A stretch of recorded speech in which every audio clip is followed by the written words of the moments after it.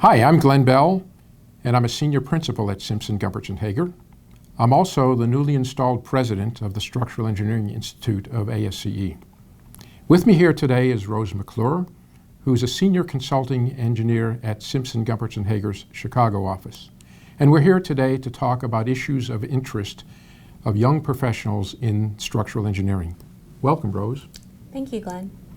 Rose, from your perspective, what are the most pressing issues on the minds of young professionals today? They're probably concerned with professional development opportunities, the use of technology, and our overdependence on technology, or this generation's overdependence on technology. Concerned about becoming licensed and whether or not they should become licensed. And then this may not be unique to structural engineering, but I believe that young professionals today in general are concerned about work-life balance and work-life demands, potentially pursuing professional development opportunities within professional organizations. So there's a lot of that answer that intrigues me, Rose, and if I could, I'd like to unpack some of those individual issues with you. Let's talk first about professional development opportunities. In what ways do you think young professionals somehow feel pigeonholed, and what might we do about that? I think that there's kind of this fear of becoming pigeonholed because our industry seems to be moving towards this trend of specialization. People coming right out of school certainly are concerned about what kind of assignments they're going to get and what kind of knowledge they're going to be learning or acquiring.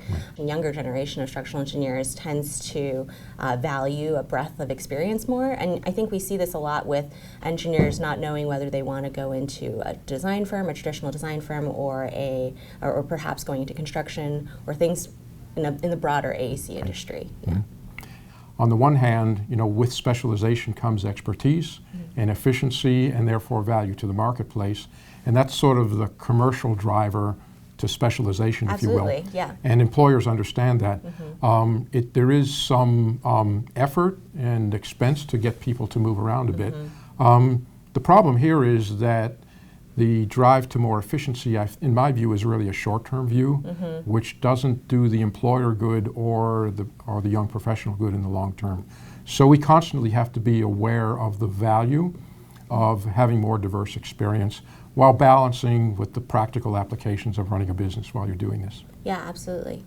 There's a lot of talk about the impact of technology, positive and negative, but one of the things I hear a lot about is a concern that the proliferation of technology, and particularly the potential for blind over-reliance on it, could lead to some loss of intuition and maybe even erroneous results.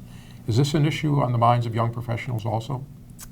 Yeah, I definitely think so. And I think from the perspective of young professionals, most young engineers today recognize this over-dependence or over-reliance on technology in the way that we sometimes jump to using software or analytical tools when solving problems from the get-go. So even if we don't know exactly what to do about it, I think that most young engineers recognize this dependence. But really, I think the way to combat this, or at least from a young engineer's perspective, is to think through a problem from the beginning and to understand whether we're using the right approaches and the right methods to solve the right questions, right? And so it's really about, at the base level, understanding the inputs and outputs from any software program or any analytical tool, and to constantly assess whether we're using the right tools for the right problems. And that's a great answer and approach that I wholly agree with. Of course, it needs to come with the proper support from the upper portions of the company to allow you to go through the processes to do these things and maybe provide some assistance and mentoring along the way. Sure. Rose, you talked about some of the challenges and concerns about professional registration in the current environment. Right now, we are looking in SEI and ASCE actually to raise the standards in our profession for licensure, and particularly in the structural engineering, we're looking to proliferate SE licensure, which is only in about 10 of our 50 states right now. What do you think about the opportunities for expanding SE licensure in an environment where we're already hearing a little bit of concern and pushback about what it takes to get to the current standards? Well, Glenn, I'm a big supporter of getting licensed early, as early as possible, really. And I think it's great that ASCE, SEI is making this push to promote licensure and to raise the bar across our profession. Because really, becoming licensed as a young engineer does just that. It raises the bar. It sets a standard or a commitment to lifelong learning that you're going to be learning both on the job and also through personal study.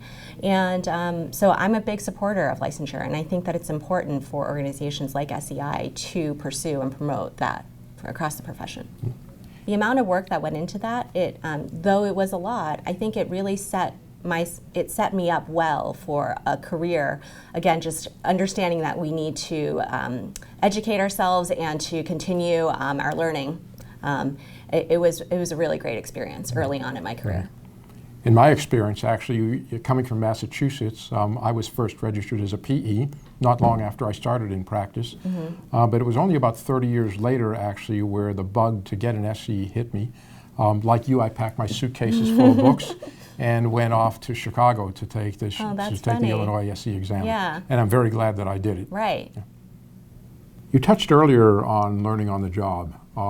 Talk to me a little bit about the experience with that. What's the appropriate degree of oversight? Do you feel uncomfortable when you're embarking in new areas, things that you haven't done before? I have been really fortunate in my various work experiences to always be working for people who understand the importance of quality assurance and oversight and mentoring as well. And so I personally feel like I've always had the appropriate amount of oversight for the work that I do. However, I know that some of my fellow young engineers are not always so lucky. It's really important to, as a young engineer, to recognize when you're in over your head, to ask the right questions and find the right resources, and really to understand when your project is at risk for potential issues and problems. Yeah. In the fast-paced environment where you work in, things are very competitive. There's always a rush to get things out the door. But my experience is that any lack of oversight or quality control, it really bites you in a couple of directions. The first is if something goes wrong or awry, you wound up redoing things, and in the end you spend more time and money than if you had done it right in the first place with the properly oversight and quality control and mentoring, if you will. Sure. The other thing is if you sort of deny emerging professionals, developing professionals of that sort of oversight and mentoring opportunity, you're really not helping, you're not investing in them for the long term where they could otherwise become more efficient with the help. Rose, I know you're very professionally active in SEI and others. You're also extremely busy in your day job at SGH. How do you balance all of that? How do you view that investment of your time? Because of that, I can see the real benefits of what my career is like after becoming more professionally active. Not only do organizations like SEI allow me to connect and network with individuals across the country, across my local community, but it also just sort of brightens everything that I do in my day-to-day practice, and it really adds to my experience as a structural engineer. I'm very professionally active too, as you know, but I've always found it extremely valuable and inspiring to be involved. I come back from every conference and every committee meeting and so forth, really inspired to do a better job. You know, it's really important that we allow the time from the day job, if you will, for the younger professionals to get involved and have the time to invest in themselves, and that's an investment in the company as well. I am totally rejuvenated and energized by the work and research and other things that I'm hearing about and the way that people do their projects and deliver their work. And so it is absolutely an investment in yourself and an investment in your company as well. So Rose, I know you've been one of the leaders of the very popular SE3 project. Could you summarize the activities of that project and what you learned from them? SE3 stands for Structural Engineering Engagement and Equity. It is a committee of the National Council of Structural Engineers Association, so NCSEA. And as a committee, we work to improve engagement, retention, diversity, and inclusion within the structural engineering profession. This project began as a real grassroots effort just a few years ago, and it's really grown into this national movement. Everybody who the committee touches is really invested in the future of our profession and moving the needle forward on how we can invest in our profession in the future. I believe that our profession has a really strong community. In different local jurisdictions, in every different member organization of NCSEA, we find that people have this camaraderie. It can really make the difference between somebody staying within the profession and somebody leaving. Another thing that we're learning is that the profession is changing. So younger engineers today are more diverse along race and gender lines. We have more underrepresented minorities entering the profession. And so as business leaders, I think that it falls upon us to consider the ways in which our profession is changing and how we might adapt our business practices to meet the needs of this changing workforce. Any ideas about how to adapt those practices? We, as a committee, collect a lot of data about this. So one of the things I didn't mention is that one of the main projects involved in the committee is to execute a biennial survey of structural engineers. So we have a lot of information through this committee about the way we do our work, what's important to us, what structural engineers value, and how we are changing as a profession. When you try and unpack the reasons why a certain subset of the profession might be considering leaving, what ends up happening is you bring up a whole lot of issues and topics that affect everybody across the profession.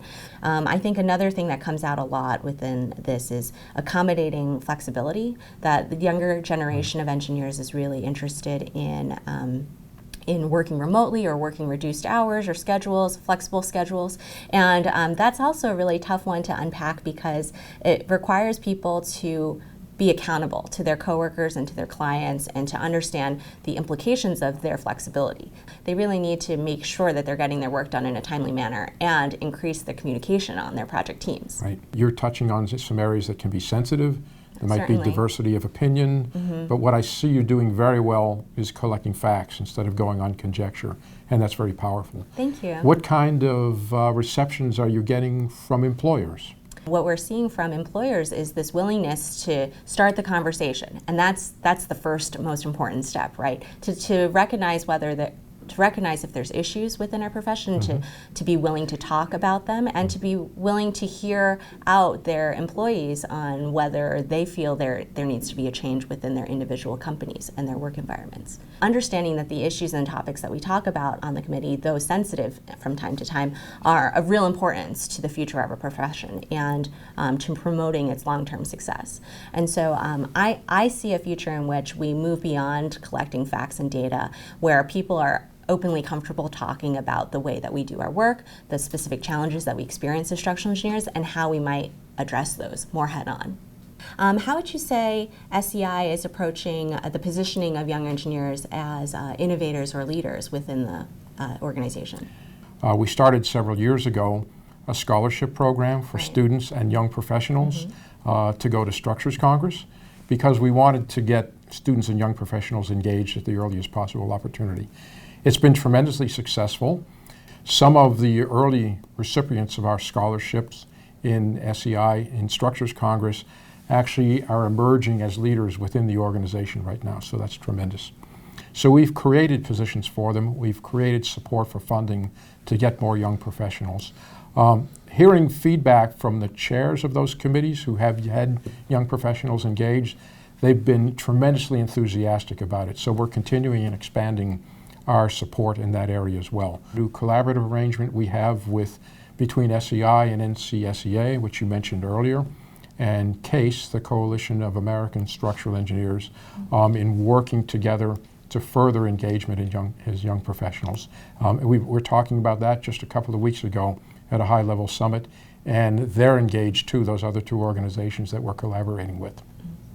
Rosa, if I'm not mistaken, I think you were the recipient of one of those SEI Futures Fund scholarships to Structures Congress. Could you tell us about that experience? Would you recommend it to others? It was actually my first experience going to a Structures Congress, and I applied for the scholarship and was really happy to receive it. And it really, I think it served its purpose for me personally. So I remember that first year going to Structures Congress and sitting in on several different committee meetings and just leaving with this feeling of, how is it that this organization is doing so much for us as structural engineers? And the committees were all varied and really covered a lot of different areas of our practice. And so it was really inspiring to see the way that people contribute to give back to the community through these committees. And it really inspired me to become more involved in SEI. And ever since that first Structures Congress, I have gone back every year after year, and the experience is always the same. Well, clearly that was a very good investment on the Futures Fund part to get you out to Structures Congress. This is what we're looking for. So Thank you, Thank Glenn. you very much. So Rose, it's really been a pleasure talking to you today. Thank you for your time. You're really an inspiration for young professionals all across our profession. So keep up the good work. Thank you, Glenn. Thank you very much.